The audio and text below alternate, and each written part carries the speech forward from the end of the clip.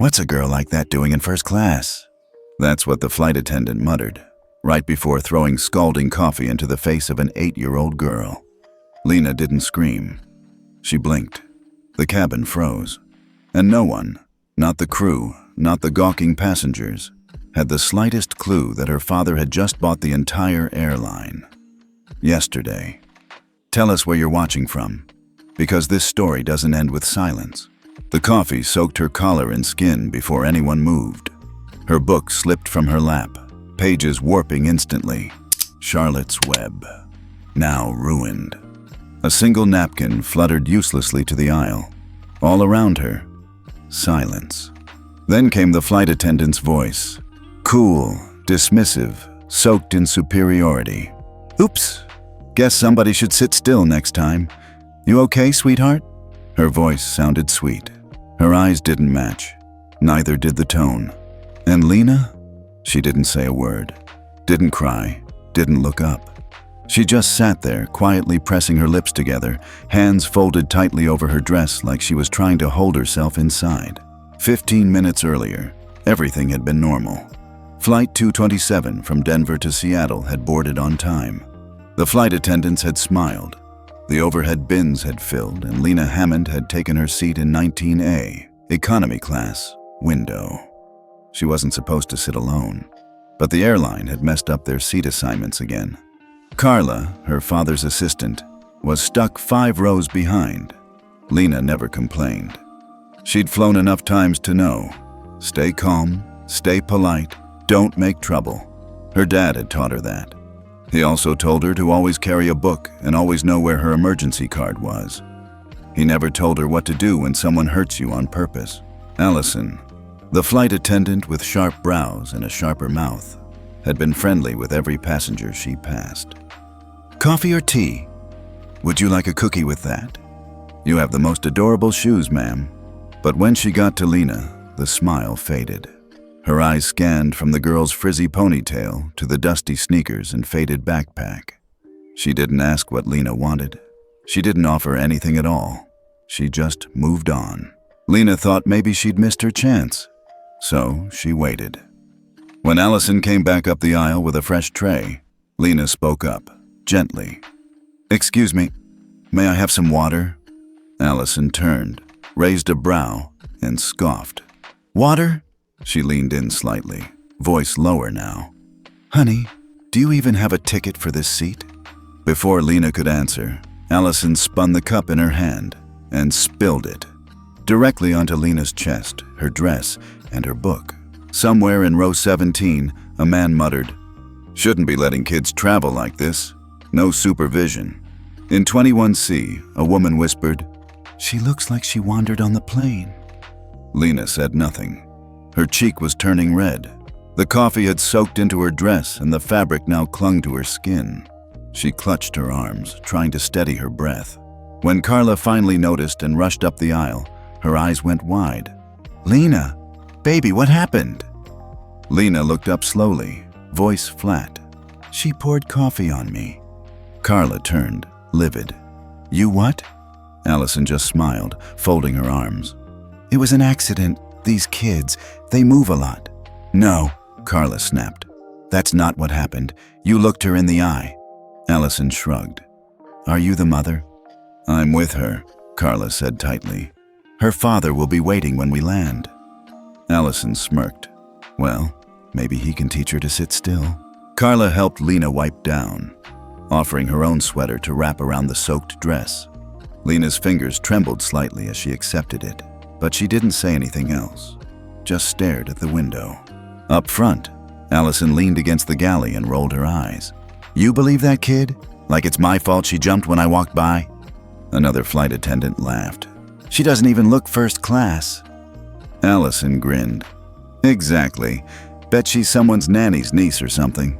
What none of them knew was that Lina's last name wasn't just Hammond. It was Hammond, as in Dr. Gregory Hammond, the former military trauma surgeon turned CEO who had just signed the final paperwork to acquire 100% ownership of Horizon Jet Airlines the night before. They didn't know he hadn't told anyone yet. Not the public, not even most of the staff. They didn't know he'd be standing at the gate, watching every second of how his daughter was escorted off the plane like a problem. And they didn't know he wasn't the kind of man to yell. He was the kind to take notes and erase people from the system quietly. As Lina sat, a welt starting to bloom across her collarbone, her thoughts weren't on revenge. She thought of her mom, of how today was supposed to be the day they planted her favorite flowers in Seattle, of how her dad had promised to meet her at the gate, and of how she didn't want to ruin the trip by making a scene. So she didn't. She sat. She waited. And behind her silence, something massive had already begun to move. The first thing Lina saw when the plane door opened was her father's shoes. Polished leather, dark brown, lace-tight, military style. Her eyes traveled upward. There he was, Dr. Gregory Hammond, broad shoulders, pressed button-down shirt, calm hands clasped in front of him. No tie, no smile, just stillness. But if anyone in that jet bridge had been paying attention, not to his posture, not to the clothes, but to the silence that seemed to settle around him, they might have known. Something was coming. Lina stepped off the plane quietly, clutching Carla's hand. She still wore the oversized gray sweater that swallowed her arms. Her dress underneath was stained and damp, her cheek a little red. Carla leaned toward Gregory, her voice low but shaking. "It was deliberate. I saw the whole thing. The flight attendant, she looked her in the eye and dumped it." Gregory's gaze didn't change. He looked at Lina first. "Are you hurt?" Lina shook her head slowly, voice barely above a whisper. "It was hot, but I'm okay now." He gave a small nod. "You did well. You stayed calm." Then he let go of his hand, placed one on his daughter's shoulder, and turned toward the gate agent waiting nervously behind the counter. "I'd like to speak to the gate supervisor." Now. 15 minutes later, they were in the operations room, a glass-walled office tucked behind the terminal, where only staff and airline brass were allowed. Gregory sat at the head of the table. Carla and Lina sat quietly to the side. Across from them, sweating under the fluorescent lights, was the Horizon Jet operations manager, Tom Alvarez. His badge blinked nervously against his shirt. He didn't yet know who he was speaking to. "Sir, I'm sorry. There's a process for passenger complaints. If your daughter had a negative experience on board, we can refer the case to the In-Flight Services Division." Gregory raised one hand gently. "We're not here to file a complaint. I'm here as CEO." Tom blinked. "CEO?" Gregory opened the leather folder in front of him, pulled out a single page, and slid it across the table. Signed, Federal Merger Approval, Horizon Jet Acquisition, Dr. Gregory Hammond. Tom's face drained. You're the new... Oh my God. I thought the transition wasn't public yet." "It's not," Gregory said calmly. "But I don't need the press to know before my staff does what kind of behavior I encountered today, on my own airline. In fact, I prefer it this way." "Sir, I didn't know." Gregory leaned forward, but his voice never rose. "I'm not here for theatrics, Tom. I'm here because a child, my child, was publicly humiliated and physically harmed by a uniformed employee. The incident happened in full view of crew and passengers. No one intervened, and the employee in question not only failed to show remorse, she doubled down." Tom looked like he wanted to crawl under the table. "We'll handle it. Immediate suspension, full investigation." "No," Gregory said. "This won't be handled quietly." Back in the terminal, Allison was laughing. Standing at the crew desk, sipping a coffee, she looked pleased with herself. "Seriously, little brat looked like she wanted to cry. Probably needed the wake-up call." Another flight attendant, Kevin, chuckled. "You're gonna get flagged one day." "Please," Allison scoffed. "Kids like that don't know how to complain, and who's gonna listen to them anyway?" Right then, a Horizon Jet security officer approached. "Allison Harris?" She turned. "Yeah? We need you to come with us now." Inside the ops room, Gregory stood in front of a large wall monitor. Tom clicked a remote, and the cabin footage began to play. There it was, clear as daylight. Allison hovering over Lina's seat. The look, the words, the deliberate pour. The passengers turning away. Carla's reaction. Lina, silent and still. The room was quiet. Then Gregory spoke. "That's what accidental looks like to your crew?" Tom shook his head, ashamed. Gregory looked at the footage again. "And this is the airline I now own." 30 minutes later, a conference call was launched from the Secure Operations Terminal. On screen appeared 3 other faces: executives from SkyTrust Insurance, Aerofleet Credit Partners, and NAIRS, the National Aviation Ethics and Ratings System, a database Gregory himself helped design 5 years ago. "Gentlemen," Gregory said calmly, "I'm flagging Horizon Jet for immediate review." There was a pause.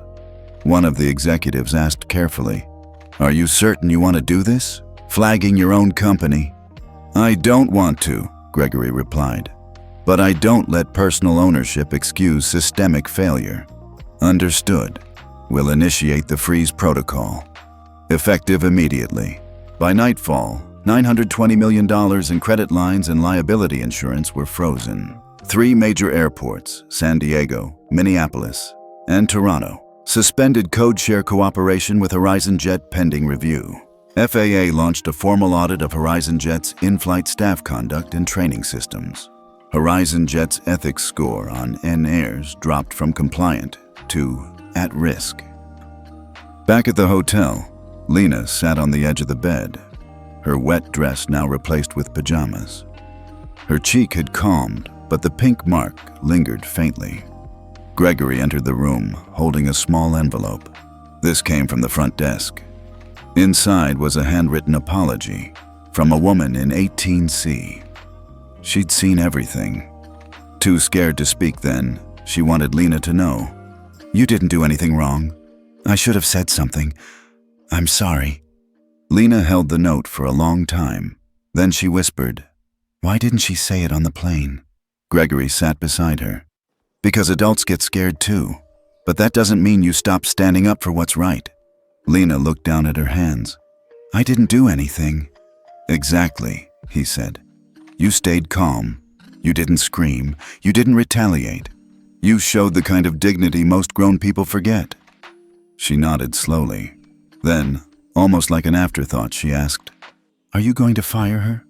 Gregory paused. "I already did." Then he added, "But this isn't just about one person. It's about the culture that made her think she could do that and walk away laughing." The next morning, Gregory stood at a podium at Horizon Jet's headquarters. Behind him, a massive screen displayed the words, "No more silence." He took a breath, then began. "Yesterday, a little girl was hurt on one of our flights. She didn't raise her voice. She didn't curse. She didn't cause a scene. She endured something she never should have, and we failed her." He paused. "That little girl is my daughter, but that doesn't matter. Because this isn't about who she is. It's about the fact that she's a passenger, and every single passenger deserves dignity." He announced, "A new mandatory passenger dignity and ethics training for all in-flight staff. A live feedback tool on every seat for passengers to report behavior in real time.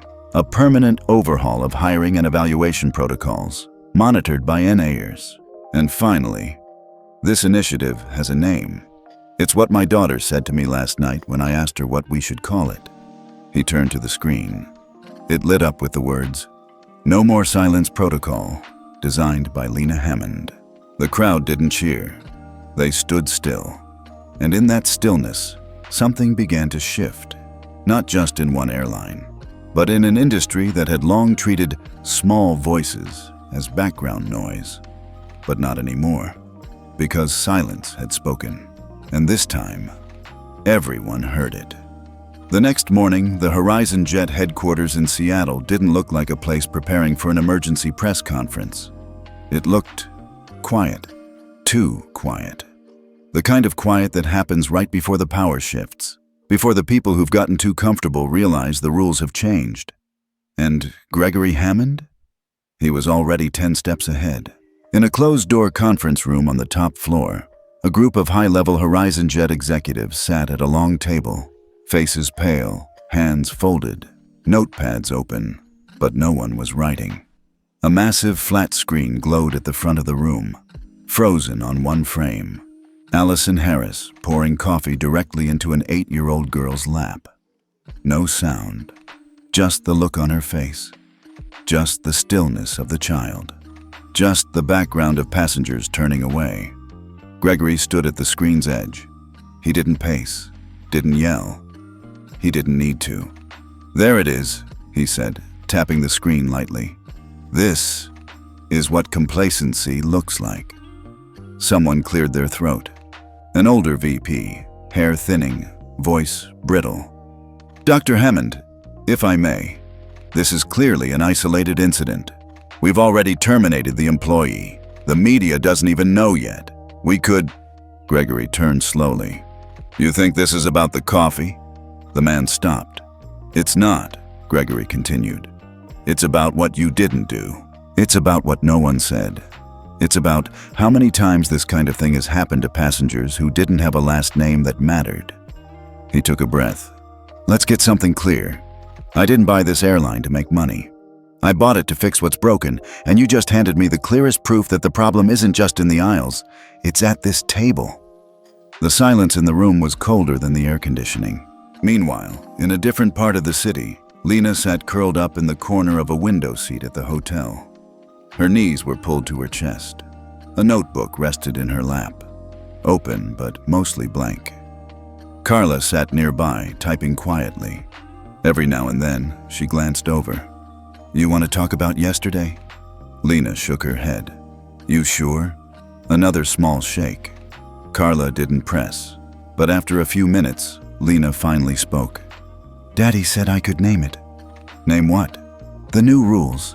The thing he's making so other people don't get hurt like that again." Carla looked up, eyes soft. "That's a big responsibility." "I know," Lina whispered. "That's why I'm thinking really hard." She tapped her pencil, stared at the paper, then finally wrote something in the corner, very small. No more silence.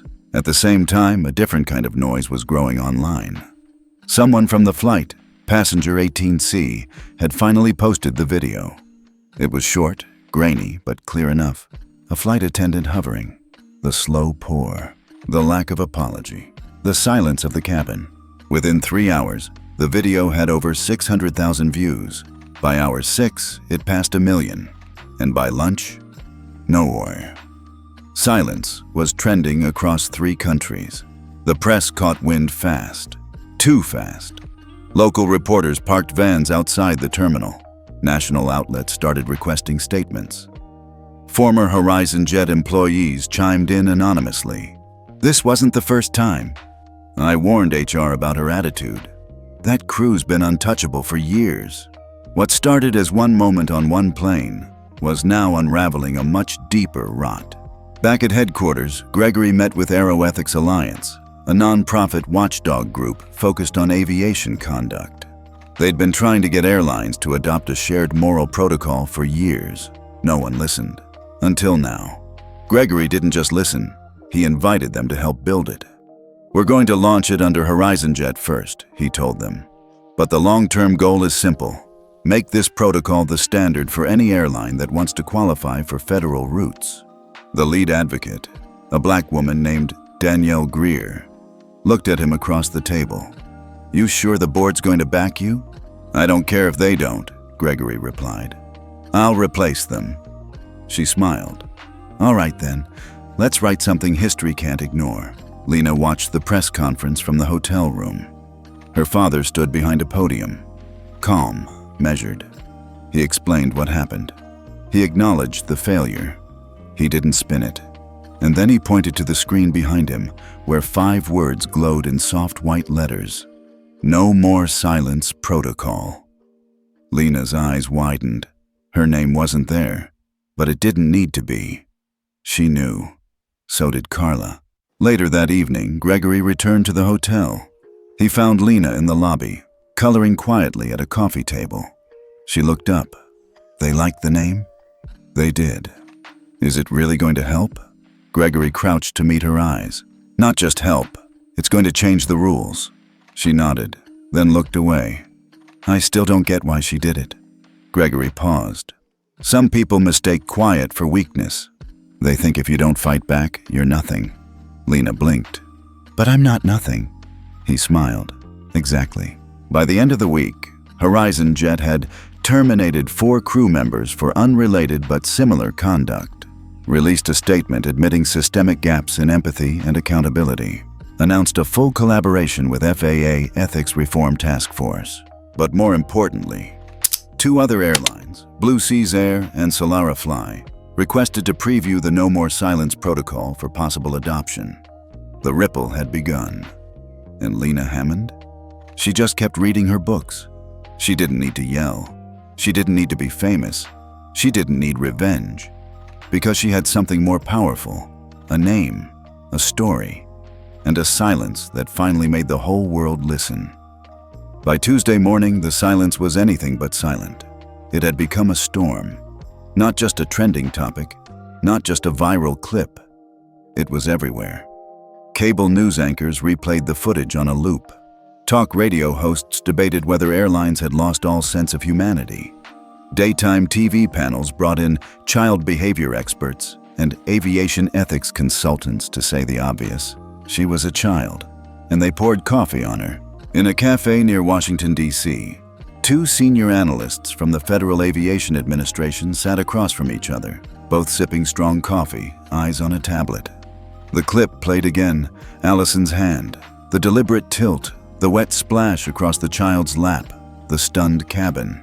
One of them, a woman in her 60s, shook her head slowly. "You know what's worse than the poor?" she said. "The passengers who saw it and looked away." Her colleague nodded. "Gregory didn't just freeze $920 million, he added.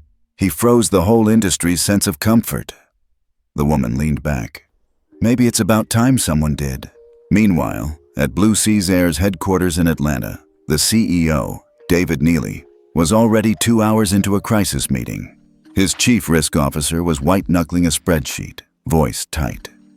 "If we don't adopt some version of the No More Silence protocol, our ethics score on NAEERS drops below threshold. We lose New York and Boston access." David exhaled sharply. "All because one flight attendant poured coffee on a child?" His general counsel cut in. "No, because the CEO of Horizon Jet had the guts to turn a single act into a systemic reckoning, and now we're next in line if we don't move." David looked at the headlines on the screen behind them. The coffee that changed aviation. No more silence. The policy airlines can't ignore. Little girl's story. Sparks 920 Walem shutdown. He rubbed his temples. "Okay, draft me a transition memo. We align with Hammond. Quietly, immediately." Across the ocean, in a sleek office in Tokyo, a Japanese aviation investor named Akiko Tanaka was mid-call with her U.S. hedge fund counterpart. She'd been hesitant about expanding stakes in American Airlines. Too much volatility. Now she was intrigued. "He didn't scream. He didn't sue. He just flipped a switch," she said. The fund manager replied, "That's the kind of leadership that changes sectors." She smiled. "Tell him I'm interested. I want in." Back in Seattle, Lina sat at the dining table of their hotel suite, slowly peeling the label off a juice bottle. She wasn't watching the news anymore. She knew what they were saying. She didn't need the attention. She didn't care about the headlines.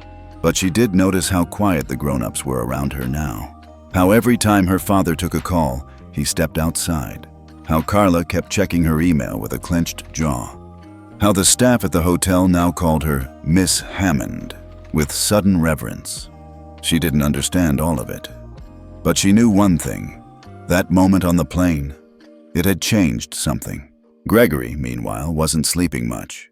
He was in calls with the Department of Transportation, the FAA, 3 aviation unions, 2 congressional aides, 5 other airline CEOs, and one very old friend from his military days who now worked in data compliance.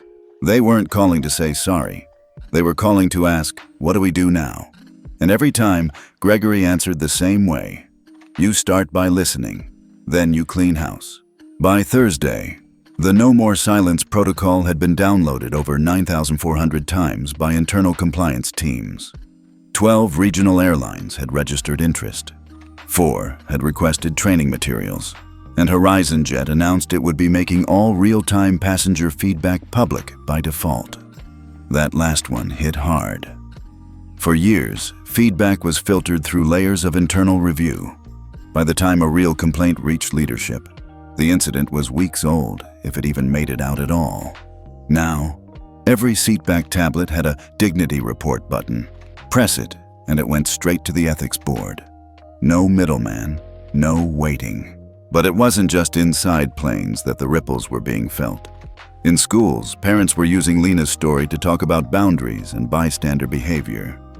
"If you see someone getting hurt, don't look away," one teacher said during a class discussion. "What would you have done if you were on that plane?" In offices, HR departments scrambled to audit employee conduct policies. Even rideshare companies took notes, adding new passenger dignity clauses to their terms of service. And yet, Lina herself, she was still just 8, still preferred peanut butter sandwiches with the crusts cut off, still liked to sit cross-legged with a book and a flashlight under the covers, even if it was way past bedtime. The world had made her a symbol, but she hadn't asked to be one. That night, Gregory tucked her in. She was half asleep, blanket wrapped to her chin, thumb brushing the corner of her pillow. "Dad?" "Yeah? Are people still mad about the coffee?" He smiled. "They're not mad anymore. They're thinking." "Good." A pause. "Was it scary?" she asked. "When everyone found out it was you who froze the money?" Gregory looked at her carefully. "A little. But I wasn't scared because of what they'd think of me. I was only scared they'd forget what they saw." She nodded slowly, her eyes starting to close. "They won't forget, right?" "Not if I can help it," he said. The next morning, an email arrived from FAA headquarters. Subject line: "Request for industry collaboration. Passenger Dignity Charter." Gregory read it twice. Then he replied with one word: "Yes." Later that afternoon, he met with a group of internal staff at HorizonJet's Seattle hub. Ground crew, mechanics, gate agents. Not executives. Not suits. He stood in front of them, hands in his pockets. "I know you've all seen the headlines," he began. "I know some of you are frustrated, confused, maybe even embarrassed." A few heads nodded. "I'm not here to shame anyone," he continued. "But I am here to say this. If you've ever thought something was wrong, if you ever saw something that didn't feel right and were told to stay quiet, I'm here to tell you, those days are over." He paused. "From this day forward, silence is no longer the company policy. Dignity is." And in that moment, the mood in the room changed. Because for once, someone at the top wasn't asking for patience. He was demanding better. As he left the room, Gregory's phone buzzed. It was a message from Carla. "She wants to talk to you about the next name." He smiled. Because sometimes change doesn't come from shouting. Sometimes it comes from a child's voice. And sometimes, when the world finally listens, silence speaks loudest of all. By the end of the week, every flight attendant at HorizonJet had heard her name. Lina Hammond, 8 years old. Didn't yell, didn't cry, didn't raise her voice when the coffee burned her chest. But she changed everything. At a cafe near Phoenix Sky Harbor Airport, 2 junior crew members sat watching the clip again. This time, not the original video, but the full press conference where Gregory Hammond announced the rollout of the No More Silence protocol. The woman stirred her iced latte slowly. "I think we flew with Allison once." The guy nodded. She had this thing where she talked about kids like they were messes waiting to happen. They both fell quiet. Then the woman added softly, "She never thought anyone would be watching." But someone had been, and now everyone was. In New York, a group of law students dissected the Hammond case in a public ethics class. Their professor, a woman in her 70s with silver glasses and a firm voice, pointed to a timeline projected on the wall.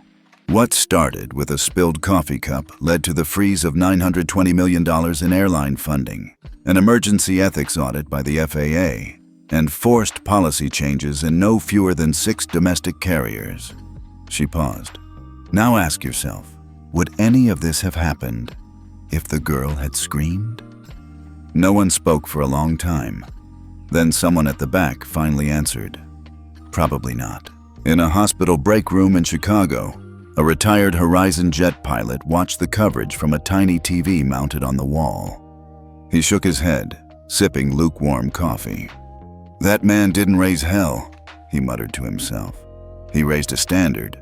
Meanwhile, back in Seattle, Lina was still just a kid. She didn't check Twitter. She didn't read the papers. She didn't watch her father's interviews. But she noticed how the air around her had changed. When she walked into a room, adults sat up straighter.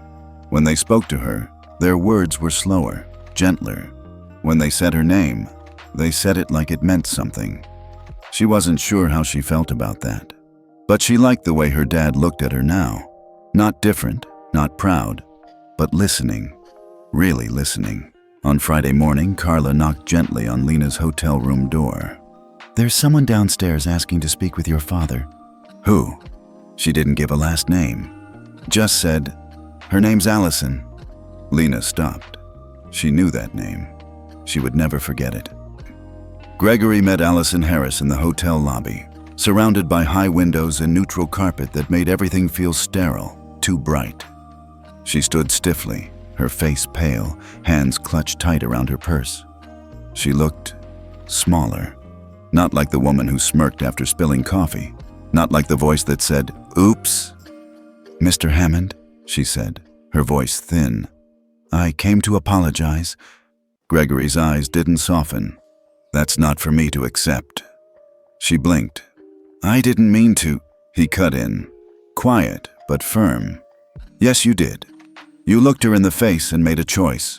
And now you're here because the world found out." She looked down. "I lost everything." "No," Gregory said. "You lost access to the world where behavior like yours went unchecked." A pause. "You didn't lose everything. You still have your voice. You still have your chance to own what you did and to stop pretending it was some accident." Allison's voice cracked. "I've been getting death threats." Gregory stared at her. "No one should be harassed. But don't mistake public accountability for persecution. The people who are upset? They're not angry because you spilled coffee. They're angry because you treated a child like she didn't matter." Later that evening, Lina sat on the edge of the hotel fountain, watching the ripples curve outward. Gregory joined her, handing her a small paper bag. Inside, a fresh copy of Charlotte's Web. Her old one had never dried properly. The pages were warped, the ink smeared.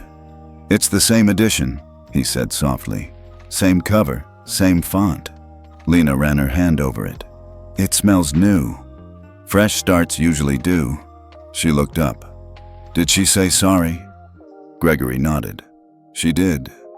"Did you believe her?" He paused. "She was sorry for what she lost. I'm not sure she understands what she took." Lina sat quietly, flipping open the book. Page 1. That weekend, Horizon Jet hosted an all-staff town hall. For the first time, flight crews, ground teams, customer support agents, and senior leadership sat in the same virtual room, listening to the same speaker. Gregory stood in front of a plain white background. "Let me ask you something," he said. "If you saw someone being disrespected on a flight right now, would you step in?" He looked around. "Would you speak up, even if they were in uniform? Even if the passenger was quiet? Even if it meant risking your comfort?" Then he paused. "Because silence isn't neutral, it's permission." In a cabin training center in Dallas, flight attendant trainees watched a new onboarding video. It didn't show checklists or seatbelt demonstrations. It showed passengers with tears in their eyes, kids gripping stuffed animals, elderly women being ignored, and in the middle, Lina. Her story, her stillness, her face. One line appeared at the end of the screen. "Respect is not extra service, it's the minimum." By Monday, the FAA had released a national bulletin. All commercial airlines must comply with baseline passenger dignity standards by Q1 of next year. It was signed in part by Gregory Hammond, and below his name, in smaller print, Dignity Reform Advisor, National Aviation Board. Somewhere in Oregon, in a small airport where regional jets still used metal staircases and boarding passes were printed in dot matrix. A gate agent wrote "Lina" on a sticky note and taped it to the corner of her desk. No one else knew what it meant, but she did. To her, it meant, look closer, be kinder, don't let silence win. That night, back in Seattle, Lina finally asked her father a question she'd been holding in since the beginning. "Why didn't you tell them who you were that day?" Gregory looked over at her, surprised. "When?" "At the airport, after the plane landed. You just waited." He smiled gently. "Because I didn't need to tell them." He paused. "The moment they hurt you, they revealed who they were. And when the time came, I let that speak louder than any title ever could." Lina nodded slowly. She was quiet for a while, then whispered, "Good. I like when the quiet wins." Inside the Horizon Jet boardroom, the silence was so thick it could cut glass. 12 executives, one long glass table, no coffee served. Gregory Hammond sat at the head, not as a guest, not as a consultant, not even as a shareholder. He sat as the man who had just shut off $920 million in liquidity and hadn't blinked. "You froze our capital like flipping a light switch," CFO Diane Metzger said, her voice tight. "You didn't even take our calls." Gregory didn't look up from the folder he was flipping through. "That's because I wasn't making a statement," he replied. "I was pulling a lever you gave me." She blinked. "Excuse me?" He finally looked up. "Page 3. Clause 2.5 of your Series C investment contract," Gregory said calmly. "Any breach of passenger dignity, if unaddressed within 72 hours, triggers an ethics freeze. You signed it 5 years ago." One of the older board members cleared his throat. "We never thought you'd actually invoke it." Gregory smiled. Neither did Allison Harris. Yet here we are. As stunned silence fell over the room, Gregory pulled a small blue card from his pocket. Simple matte finish. No logos. Just one sentence printed in clean serif font. Silence is no longer the policy. He slid the card to the center of the table.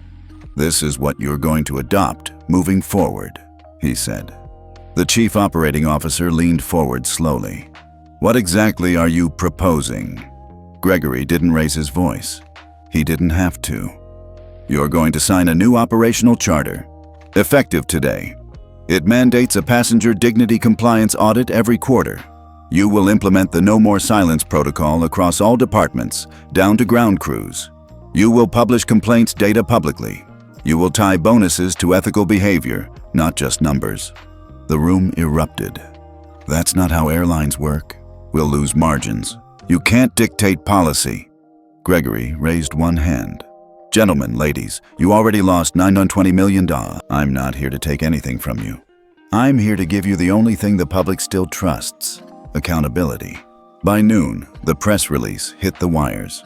Horizon Jet commits to new ethics charter, passenger dignity now. Core metric in airline operations. Within 12 minutes, the story was trending globally. Within 25 minutes, 4 other carriers issued public statements. By the end of the hour, a CNBC anchor was reading Gregory Hammond's quote live on air. "We've measured profits for decades. Now we measure humanity." At the Seattle hotel, Lina was on the carpet floor with markers and construction paper, coloring a sign that simply read, "No more looking away." Carla sat nearby, watching the live stream on her laptop. "You know your dad's kind of a legend now, right?" she said. Lina didn't look up. "He was already that to me." That night, Gregory walked into the hotel conference suite where cameras had been set up for a national broadcast. It wasn't just Horizon Jet anymore. Representatives from 6 airlines, 3 government agencies, 2 former FAA directors, and 1 little girl. Sitting in the front row, legs swinging. Gregory took the podium. He didn't use notes. "My name is Gregory Hammond. I'm a father, a veteran, and an investor. But today, I stand here as something else, a line in the sand." The cameras clicked. The microphones leaned in. 1 week ago, my daughter was humiliated by someone who saw her as less than. And many of you asked me, why didn't I speak out right then? He paused. Because silence gives people away. I wanted to see who would speak up, before the headlines, before the lawyers, before the hashtags. The room was completely still. I'm here to tell you that dignity is no longer optional. You don't get to wear uniforms of trust while behaving without it. You don't get to ignore pain just because it's quiet. He looked straight at the camera. From today, any airline that wants to keep receiving funding from my firm or any of our aligned partners must implement the passenger ethics framework, quarterly reviews, real-time reporting, and public accountability. A few reporters in the back gasped. One finance anchor dropped her pen. Gregory continued. This isn't retribution, it's regulation. He pulled out a second blue card. And if that's too hard to swallow, remember this. The passengers you ignore today may own your planes tomorrow. After the press conference, Carla found Gregory in the hallway, loosening his tie. You ready for the fallout? She asked. Gregory looked over. This isn't fallout. This is flight path correction. Meanwhile, in D.C., a senator from Oregon stood at a podium of her own. I will be introducing legislation next month modeled after the Hammond Protocol, turning private accountability into public law. A ripple of applause followed. Because no child should need a billionaire father to be treated with basic respect in the air. In a boardroom in Geneva, an ESG investment firm updated their flight sector evaluation index. Effective immediately, airlines not signed onto the passenger dignity framework will be rated non-compliant. That same day, 2 airport authorities in Dubai and Frankfurt suspended 3 U.S. airlines from their loyalty partnerships. The message was clear. The silence was over, and it had consequences. Back in Seattle, as the moon hung quiet over the city, Lina sat with her father on the hotel balcony. She leaned into his side. I liked your speech. Gregory smiled. Yeah? You said everything without yelling. He looked down at her. That's what you taught me. She looked up. What happens next? He exhaled. Now we build the system. She paused. Can I help? He grinned. You already are. 3 days after Gregory Hammond's speech went viral, a girl in Kyoto wrote the name Lina in chalk outside her school. She didn't explain it. She didn't have to. Her teacher had already seen the broadcast. Her parents had forwarded the clip to relatives in Osaka. And the next morning, another girl had written the same name at a different school. Within 72 hours, over 42 countries had shared images of children holding blue cards, scribbled with the phrase, "No more looking away." Meanwhile, the leadership team at Viento Azul Airlines in Madrid was in full crisis mode. Their internal ethics score had dropped from 92 to 56 in 1 week, simply because they hadn't signed the new charter. The CFO slammed his palm on the table. I don't care if it's an American problem. If we don't sign the Hammond Protocol, our ESG rating is toast. Their head of operations looked pale. We already lost our Zurich partnership yesterday. By that afternoon, 6 international carriers had quietly begun restructuring their internal policy to mirror the passenger ethics framework, even without a formal requirement. Why? Because it wasn't just a policy anymore. It was public currency. In Nairobi, a university student named Wanja posted a video essay titled, What Lina Taught Us About Power. In it, she described watching the original incident on a cracked phone screen, her eyes burning, not just from rage, but from recognition. We all know that silence, that look, that brush off, whether it's a plane, a train, or the hallway outside your classroom. The video went viral in 18 hours. Within a week, it had 3.6 million views. At a corporate ethics summit in London, the keynote speaker opened with a slide. A still image of Lina in the hotel, sitting cross-legged with a crayon in her hand. That little girl with the coffee-stained book, the speaker said, triggered more meaningful airline reform in 7 days than 4 decades of advisory panels. The room stood to applaud. Back in Aspen, Lina returned to school. Her teacher greeted her with the kind of gentleness that feels real, not performative. Her desk was still there. Her classmates didn't crowd her or whisper. But on the inside of her locker, Someone had taped a note that simply read, "Welcome back, we saw you." She didn't know who left it, but she carried it home in her backpack, carefully folded into her math book. At the Horizon Jet Seattle headquarters, Gregory was reviewing new onboarding materials. Every single employee would now be trained with a dignity and silence module. The first line of the training manual read, "Passenger dignity is not an upgrade, it's the default." Carla walked in with a folder. "We just got an email from Emirates," she said. Gregory raised an eyebrow. "The airline? They want to adopt the full Hammond protocol. Globally. They're offering to fund a translation of the system into 12 languages." Gregory blinked. 12? Starting with Arabic, Hindi, Swahili, and Tagalog. He leaned back in his chair. "This was never about one airline," he murmured. "This is a system-level course correction." Carla nodded. Lina lit the match. In New York, a retired airline CEO, who had once testified against stricter passenger protections, went on a public interview and said, "I was wrong. I used to think dignity couldn't be regulated. But what Gregory Hammond and his daughter reminded us is that dignity was never a luxury to begin with." That evening, Lina sat on the porch with her father, wrapped in a soft blanket, the aspen air cool and still. She was drawing quietly. Gregory watched her for a moment. "You know what I realized today?" She looked up. "What?" "This isn't just a response. It's a blueprint." "What do you mean?" He paused. "I thought we were fixing something broken. But maybe what we're doing is planting something new." Lina nodded slowly, as if she understood more than she could explain. "Do you think the other kids saw it?" "Saw what?" "That it's not just about coffee or flights or people in uniforms. That it's about how we treat someone when they can't fight back." Gregory looked at her carefully. "I think the whole world is seeing that now." In Singapore, the Civil Aviation Authority quietly added a new line to their code of conduct.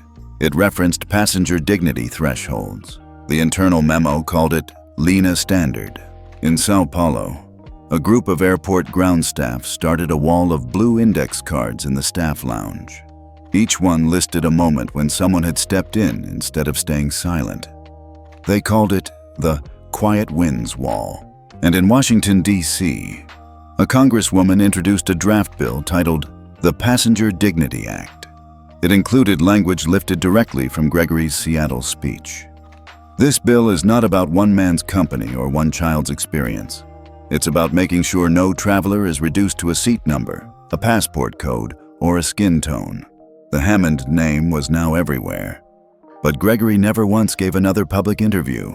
He didn't attend galas. He didn't accept awards. When asked why, he simply said, "The point isn't that I acted. The point is that next time, maybe you will." And Lina, she didn't post a video. She didn't start a foundation.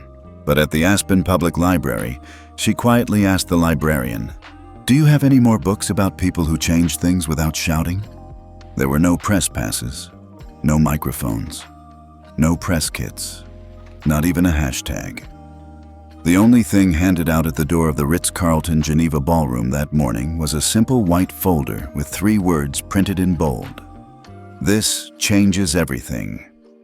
Inside were the names of 12 major airlines, each represented by their CEOs, chief compliance officers, and legal advisors.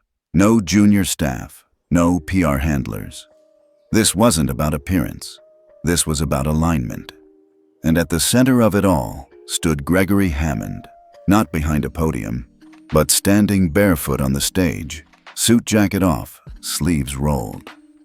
"I asked you here because I'm not trying to make headlines anymore," he said, voice low.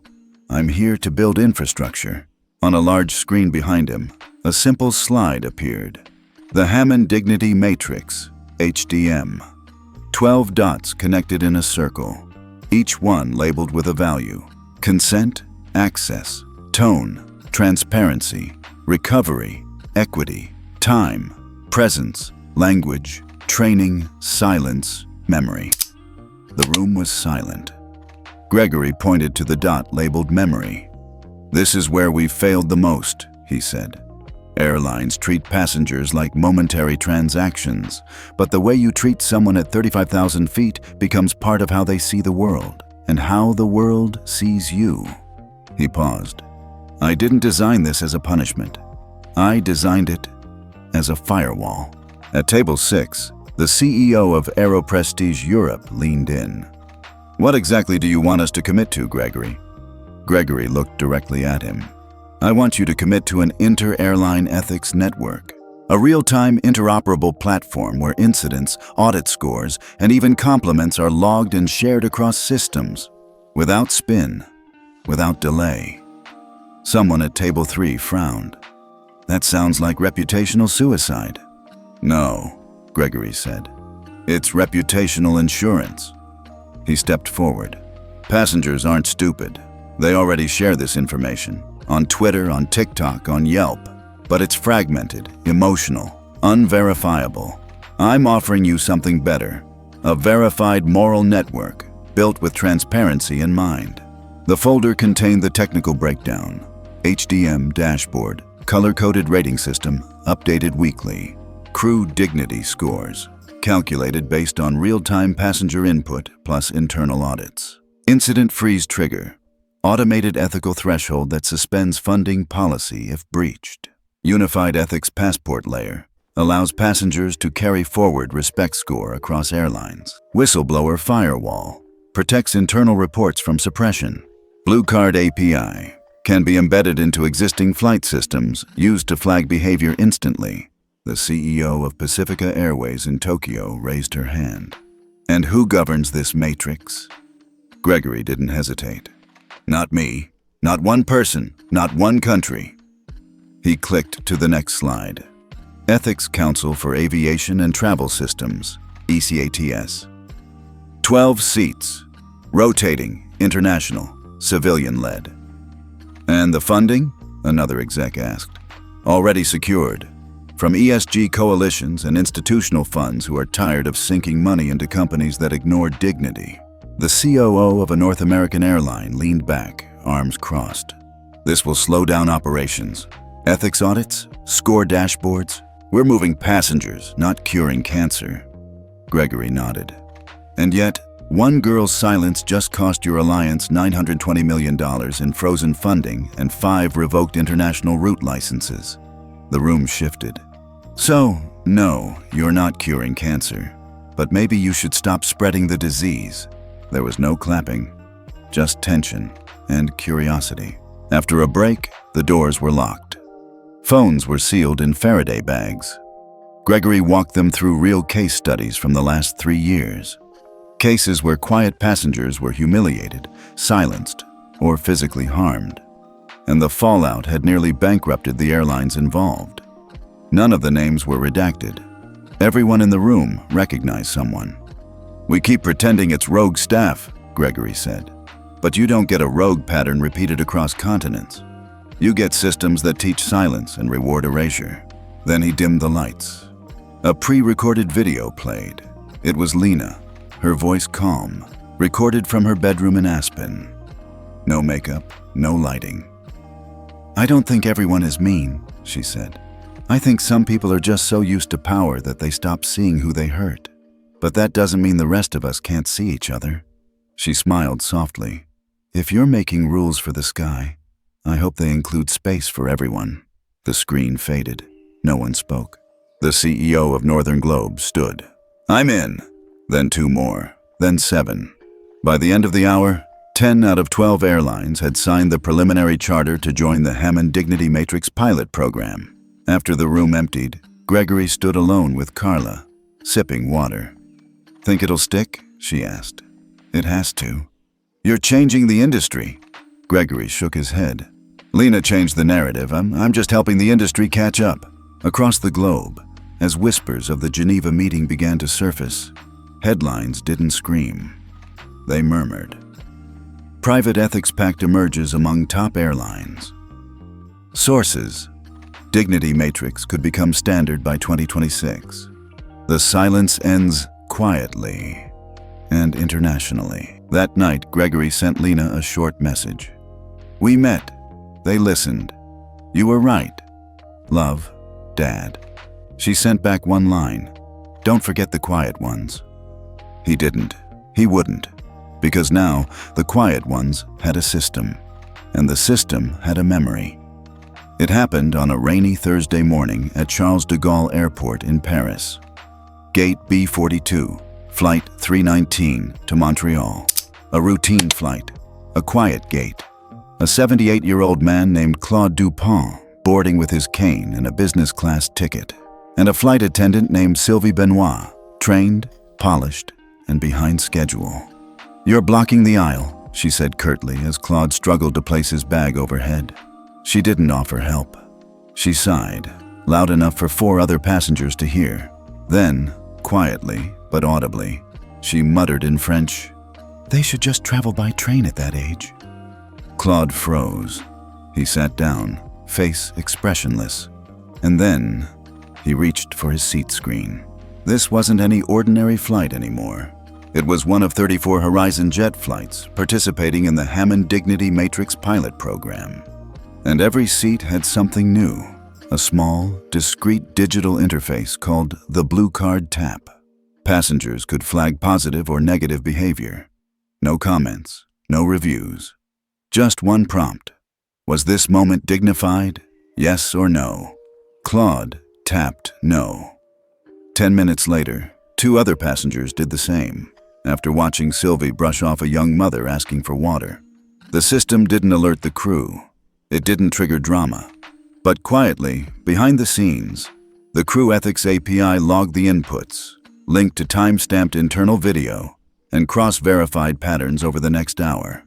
At 12:42 p.m., the system triggered a Level 1 ethics freeze. By 12:57 p.m., mid-flight, the crew was alerted discreetly. Sylvie was asked to step away from service duty. She complied. No shouting, no threats, just policy. Back in Montreal, as the plane landed, Horizon Jet posted a message on its social media feeds. "Today, during Flight 319, a passenger used our new Dignity feedback system. After internal verification, we've suspended one crew member pending review. We thank our travelers for trusting the process. Dignity is not an option, it's our baseline." The post went live at 2:11 p.m. By 2:45 p.m., it had 114,000 likes, but not for the reason you'd think. The comments weren't outraged. They were shocked, grateful, almost reverent. No cover-up, no PR spin, just action. I was on that flight. It was quiet, no drama. This is how it should be. Finally, accountability that doesn't require a viral video. Within 4 hours, 5 other airlines in the pilot group reported increased Blue Card usage, and none of it leaked to tabloids. Because for once, the quiet action was the story. In Aspen, Gregory was on the floor with Lina, building a cardboard model of a plane. They were gluing on the wings when Carla walked in, holding her phone. "You need to see this," she said. Gregory looked up. Carla held out her screen.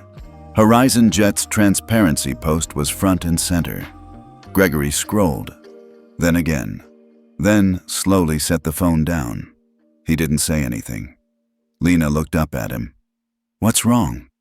"Nothing," he said softly. "Absolutely nothing. For the first time since that day in the sky, since the hot coffee, since the silence." Gregory hadn't needed to call, hadn't needed to freeze funding, hadn't needed to send a single warning email. The system had worked without him.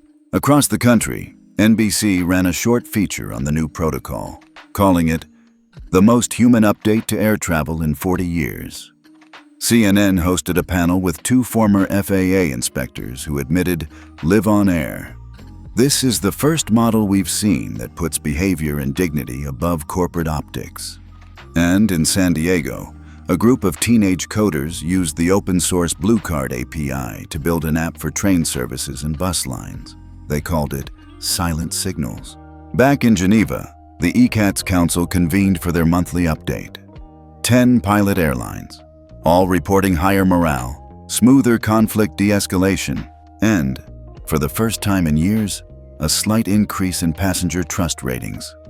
Not because everything was perfect, but because now, passengers knew someone was listening.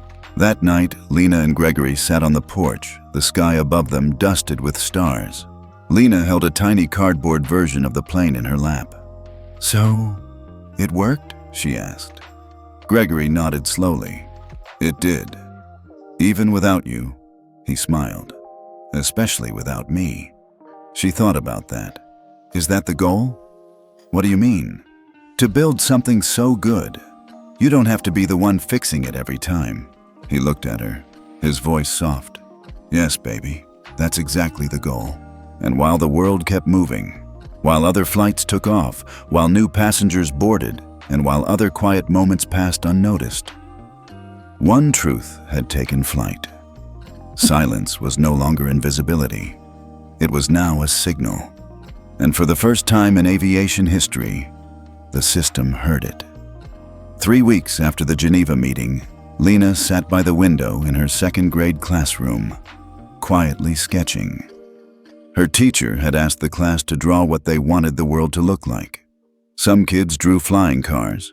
Some drew chocolate fountains. Lina drew a plane. Not a shiny jet or a big cartoon rocket, just a simple white airplane with a row of tiny blue dots along its side. "Are those windows?" the girl next to her asked. Lina shook her head. "They're people, listening." Meanwhile, in Cape Town, a small regional airline called Sky Air became the first African carrier to sign the Hammond Protocol. They didn't issue a press release. They didn't host a gala. They just quietly added a line to their employee handbook. Passenger dignity is a precondition, not a perk. 2 days later, an airport janitor in Johannesburg anonymously flagged a case of verbal abuse toward a disabled traveler. The report went straight through the blue card pipeline. Within 48 hours, the crew member involved was suspended and required to complete a recertification module before returning. No social media storm. No hashtags. Just resolution. Back in Aspen, Gregory Hammond stood in the kitchen, stirring tea while Lina set the table for dinner. They didn't talk about airlines anymore. Not often, anyway. The project had taken on a life of its own. He still got calls, still reviewed monthly reports, still responded when things slipped.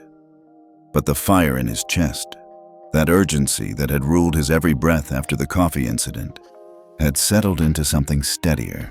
Not peace, not pride, just rhythm. That night, as they ate, Lina looked up from her mashed potatoes. "Daddy?" "Yeah? You think one plane can change the world?" Gregory paused. "No," he said. "But one moment can." She nodded like she understood, then added, "Even quiet ones?" He smiled. "Especially quiet ones." Across the globe, without headlines or applause, the dignity matrix continued expanding. In Helsinki, flight attendants began wearing pins that said, "Ask, don't assume." In Dubai, an executive built a simulation lab to train staff on moments of silence. In Buenos Aires, a new regulation quietly included the phrase ethics-informed service in its civil aviation licensing exam. None of it trended, but all of it moved. Back in Lina's classroom, the teacher collected the drawings at the end of the day. She paused when she saw Lina's plane. "Do you want to explain this to the class, sweetheart?" Lina hesitated, then shook her head. "No, thank you." The teacher smiled. "That's okay. Some pictures don't need explaining." She pinned it on the back wall, next to a superhero, a dragon, and a rainbow made of Legos. None of the other kids asked questions. None of them teased, and that was enough. Outside, the sky was wide and blue. No headlines, no hashtags. Just one girl, one father, and 1,000 invisible hands doing the quiet work of listening. It had been 8 months. 8 months since hot coffee stained the collar of a little girl's dress. 8 months since the silence. 8 months since the storm. Gregory Hammond walked through Terminal C at Logan International alone. No security, no entourage. Just a blazer, jeans, and a carry-on. Gate C14 still looked the same. Same awkward layout. Same rows of tired blue seats. Same cheap tile that always echoed footsteps too loudly. But something was different, and it wasn't the furniture. There was a crew gathered near the boarding desk. Not the same crew, of course. This team was young, diverse, focused. A black woman in her 30s handed a granola bar to a boy who looked nervous to fly. A male attendant crouched to explain turbulence to an elderly woman in fluent Spanish. Gregory didn't stare. He didn't linger. He just watched, silently, from a distance. Near the far wall was a small placard, barely noticeable. White text on black acrylic. This flight is guided by the Dignity Protocol. Your voice matters here, even in silence. He reached out and gently brushed a finger over the edge of the sign. It wasn't a monument. It wasn't a headline. It was enough. He found an empty seat, away from the window. No one recognized him, which was perfect. A father shouldn't have to be famous for his daughter's dignity to matter. 2 gates over, a gate agent politely redirected a man who tried to cut in front of a family with a stroller. The man grumbled. "Entitled much?" The gate agent didn't flinch. "We serve in order, with respect. That's company policy." Gregory smiled, not because it was dramatic, but because it was normal. He sat there for 20 minutes, just watching the rhythm of it all. Flights departing, names being called, people boarding with headphones and babies and overstuffed backpacks. The world hadn't changed, not completely, but it had nudged, tilted, just slightly, toward something better. He remembered the day everything broke. The burn on Lina's shoulder, the silence in her eyes, the weight of knowing he had power and wondering if using it would only make things worse. But now, power wasn't just reactive, it was preventative, it was structural, and it didn't require him in the room anymore. That was the point. A young woman took the seat next to him, early 20s, nervous energy. "First time flying?" Gregory asked, gently. "No," she said, laughing nervously. "First time flying alone." He nodded. "It gets easier." She looked at him for a second. "You work here?" He chuckled. "No, just checking on the system." She didn't ask what system. She didn't need to. Because maybe, just maybe, passengers were starting to feel the difference. His phone buzzed once. A message from Carla. Lina aced her spelling test and drew a plane with ears this time. Gregory smiled. Texted back, "Tell her that's the best kind, planes that listen." He stood up, slung his bag over his shoulder, and walked slowly toward the exit. Behind him, a new flight was beginning to board. No special announcements, no cameras, just quiet systems, invisible rails, and people trying their best. As he passed the sliding glass doors out to the rideshare zone, Gregory didn't look back. He didn't need to, because he'd already seen enough to know. The gate was still there, but the silence wasn't, and that made all the difference. It had been almost a year. The ticket said Denver to Seattle, just 2 hours in the sky. For anyone else, it was routine. For Lina Hammond, it felt like crossing an ocean. She was 9 now, a little taller, a little braver, and just old enough to pack her own carry-on. Gregory had offered to fly with her. She shook her head. "If it's going to be my first time back," she said, "I want to do it myself." He respected that. So he stood by the gate, watched her scan her ticket, and nodded when she glanced back with a small, shaky smile. The flight attendant at the door smiled too. "Hey there, first time flying?" Lina paused, then nodded. "Kind of." She chose the window seat. Not first class, just a regular seat. Row 18, next to a woman reading a novel and a man with earbuds already in. No one stared. No one whispered. No one knew who she was. The engine hum started. Lina looked out at the tarmac, counting baggage carts like sheep. Her fingers tightened slightly around the armrest as the plane started to taxi. She breathed through it. A voice came over the intercom. Not dramatic, not scripted, just calm and real. Welcome aboard. We're committed to making this flight dignified for all passengers. If there's anything we can do to make your experience more respectful, don't hesitate to let us know." The words weren't fancy, but they landed softly. Lina didn't realize she was holding her breath until she wasn't. The takeoff was smooth, the air calm, and 40 minutes in, a flight attendant came by with a drink cart. "Hi, sweetie, would you like water or juice?" "Juice, please." The attendant nodded, handed her a small cup, and moved on.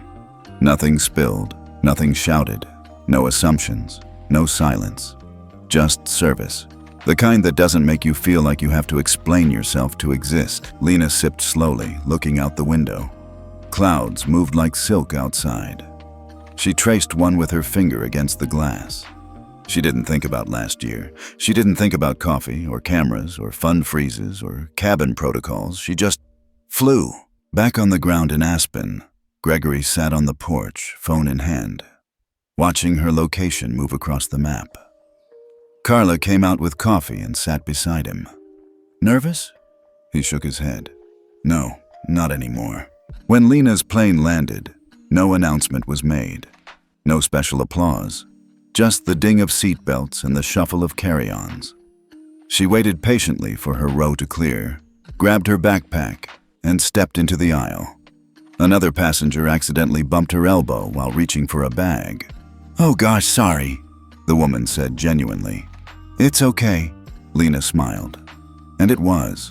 Really, it was. Outside the gate, her aunt waved. They hugged. Nobody around them knew that the quiet girl with the backpack was the reason their airline even had a dignity policy now. No one whispered, "That's the one." And that was the point. Because sometimes justice isn't about being seen. It's about never being made invisible again. That night, Lina wrote in her journal. Just a few lines. First flight back. Nothing big happened, and that felt really big. She didn't sign it. She didn't title the page. She just closed the book and went to sleep. Back in the airline's headquarters, someone reviewed feedback logs from that flight. A few thumbs up taps. One suggestion for better snacks. 0 negative entries. No one mentioned row 18, and yet, that seat on that day held a quiet kind of milestone the system was built for. The next morning, Gregory found her sketchbook open on the kitchen table. A new drawing, not of the old moment, not of revenge, not even of a system. Just a single plane in the sky, surrounded by dozens of tiny dots, floating like stars. No labels, no slogans, just one sentence beneath. This time, the sky was kind. Sometimes, the biggest victories aren't loud. They don't trend. They just make the next person's journey a little more human. What would you have done if that were your child? Or have you ever been on a flight where someone was treated unfairly and no one said a word? Tell us where you're watching from. And if this story made you feel something, share it with someone who still believes quiet dignity matters.